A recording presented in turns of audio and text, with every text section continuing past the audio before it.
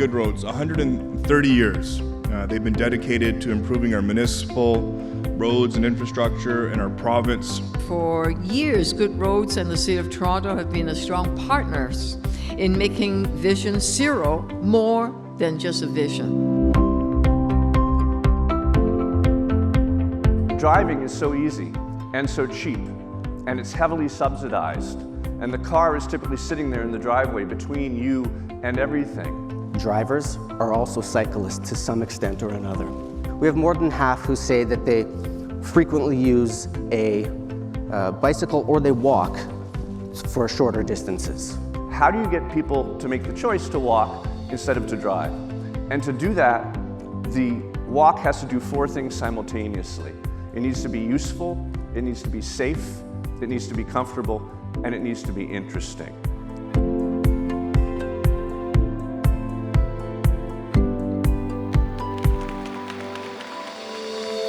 We're putting $3 billion into infrastructure. We're putting a $1.2 billion Building Faster Fund. So we've set targets for cities, and we're handing out checks that they can focus on building new homes. We have fixed more potholes than the last 4 years. That's 100,000 potholes we fixed. You know, you really share the same vision as our government for a better and a faster transportation network with new expanded roads, bridges, and highways that will really help Ontario businesses and families for generations to come. What we need are builders like you, people who know that when we work together to grow our province, we create the conditions for progress.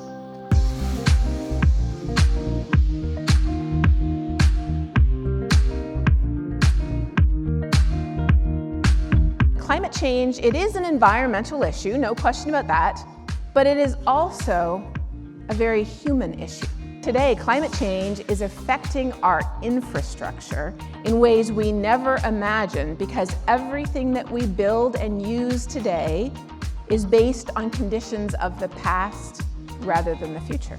You see the signalised intersections pop out as the biggest source of death and serious injury. It all boils down to speed.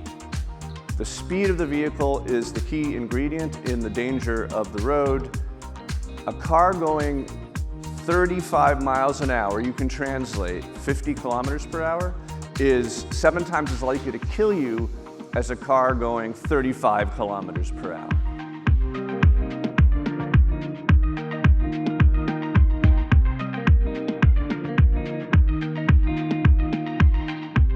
Rents are skyrocketing. Homelessness is on the rise, and a whole generation of young people are wondering if they'll ever be able to secure the dream of home ownership.